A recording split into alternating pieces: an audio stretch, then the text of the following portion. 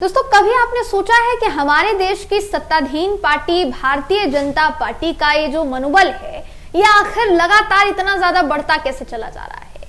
ये इस तरीके से क्यों बढ़ता चला जा रहा है? ये लेवल पार कैसे कर रहा है? क्या कभी आपने सोचा है? क्या कभी आपके दिमाग में ये सवाल आया है? निश्चित तौर पर दोस्तों कभी ना कभी तो आया ही होगा, मगर इसके पीछे का जो जवाब है ना दोस्तों, वो मुश्किल ही है कि आपको मिल पाए। अब जवाब कितने मिले होंगे, हो सकता है ये आप लोग जानते हो, लेकिन एक जवाब बेशक नहीं मिला होगा। वो जवाब इस खबर में हम आपको देने की कोशिश करेंगे कि भारतीय जनता पार्टी के मनोबल बढ़ने के पीछे इकलौती वजह हमारे देश का तथाकथित मेन स्ट्रीम मीडिया बताया जाता है दोस्तों। वही बड़े बड़े स्टूडियो में, बड़े बड़े हेडक्वार्टर्स में बैठने वाला मीडिया, जो कि हर चैनल अपने आप को नंबर 1 होने का दावा करता है दोस्तों, उसी मीडिया के, उसी तथाकथित पत्रकारों की हम बात कर रहे हैं जो दिन रात एक ही पार्टी की चाटुकारिता करने में व्यस्त रहते हैं। अभी इस वक्त जिस खबर की मैं बात कर रही हूं, उस खबर के मुताबिक जो मैं बताने वाली हूं इस वीडियो में आपको, आप हैरान हो जाएंगे निश्चित तौर पर, क्योंकि एक पत्रकार जो अपने शो में कहते रहते हैं, राग अलापते हैं इस बात का कि वो देश को ऊंचाइयों तक पहुंचाना चाहते हैं, देश की बात करते हैं अपने शो में, वो ये बोलते हुए नजर आए हैं कि हमारे देश की पहलवान बेटियां ये जाकर विपक्ष से मिल गई हैं और विपक्ष के इशारे पर काम कर रही हैं। इनके कहने का तात्पर्य क्या था, ट्वीट क्या था, सब कुछ इस खबर में मैं आपको दिखाऊंगी। नमस्कार दोस्तों, मेरा नाम है जयंती झा और आप देख रहे हैं देश नीति।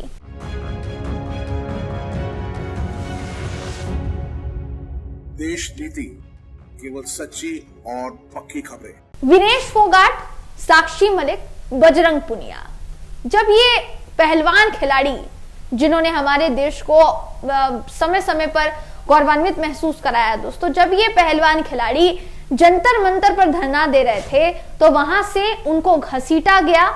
तब विपक्ष के साथ इनकी मिली भगत का कोई कॉन्सेप्ट गोदी मीडिया ने नहीं निकाला था।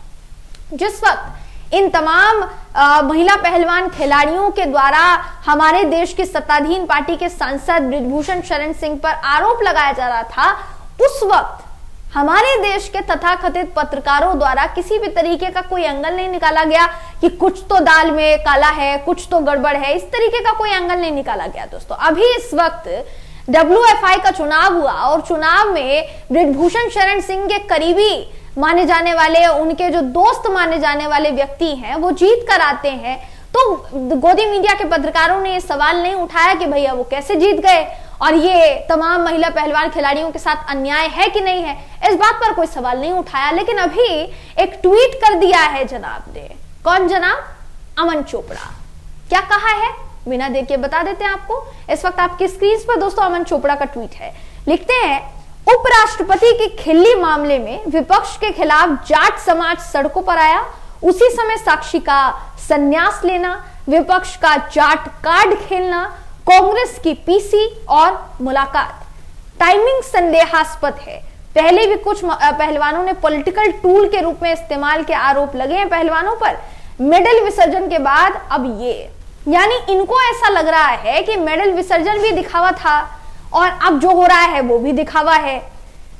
हमारे देश की महिला पहलवान खिलाड़ी, हमारे देश की बेटी जिसने हमारे देश को मेडल से नवाजा दोस्तों, देश का सीना गर्व से चौड़ा कर दिया, आज वो कुश्ती छोड़ने के लिए मजबूर नजर आई। उसके आंसू नहीं दिखे इन पत्रकारों को। अब मैं तो पत्रकार कह रही हूं, पत्रकार है या नहीं है या भली भांति जानते हैं दोस्तों अच्छी तरीके से। अब सोचिए इस बात को कि जब पत्रकार ही किसी महिला पहलवान खिलाड़ी के साथ हो रहे अन्याय पर सवाल नहीं उठाएंगे, सवाल नहीं पूछेंगे सत्ताधीन पार्टी से, तो फिर उनको किससे उम्मीद रह जाएगी? इस बात का जवाब है किसी के पास? नहीं है दोस्तों, उनको किसी से उम्मीद ही नहीं है। इसीलिए आज उन्होंने अपना जो सपना था उसको छोड़ दिया। उस सपने को छोड़कर वो आगे बढ़ गई। रोते हुए बिलखते हुए उन्होंने कहा कि वो कुश्ती छोड़ रही हैं। मैं साक्षी मलिक की बात कर रही हूँ दोस्तों। साक्षी मलिक विपक्ष के नेताओं से मिल जाती है तो मिलने जाती हैं, या विपक्ष के नेता उनसे मिलने के लिए आते हैं तो ये कुछ झोल हो जाता है, ये मिली भगत हो जाती है कि वो विपक्ष के साथ मिली हुई हैं और विपक्ष के आदेश पर, विपक्ष के एक इशारे पर वो ये सब कुछ कर रही हैं।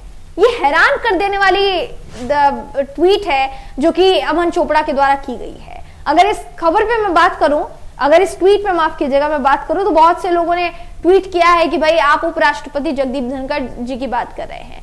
जब जगदीप धनखड़ जी पर यह आरोप लग सकता है कि वो हमारे देश की सत्ताधीन पार्टी के दबाव में काम करते हैं और उनके आदेश पर चलते हैं, ऐसा उनके ऊपर आरोप लगता है, तो फिर विपक्ष की ये जो हमारे देश की बेटियां हैं, क्या वो विपक्ष के नेताओं से मिल भी नहीं सकती?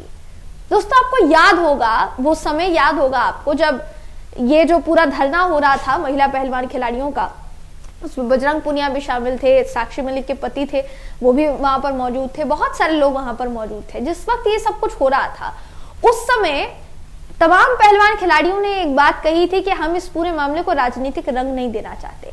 लेकिन धीरे धीरे करके जब उन पहलवान खिलाड़ियों को नहीं बख्शा गया, उन पर तमाम तरीके के लांछन लगाने शुरू कर दिए गए, हमारे देश की सत्ताधीन पार्टी के ही समर्थकों द्वारा जब लांछन लगाने शुरू किए गए, तो फिर सबको बोला गया कि हम किसी पार्टी को नहीं देख रहे, जिसको समर्थन हमें करना है वो आए और हमारा समर्थन करें।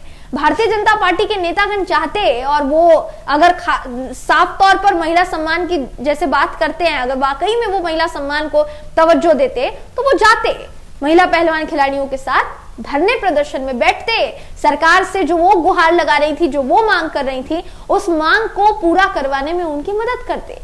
लेकिन क्या किया गया? अभी तक बृजभूषण शरण सिंह को पार्टी तक से बाहर नहीं निकाला गया है, तो न्याय तो बहुत दूर की बात है।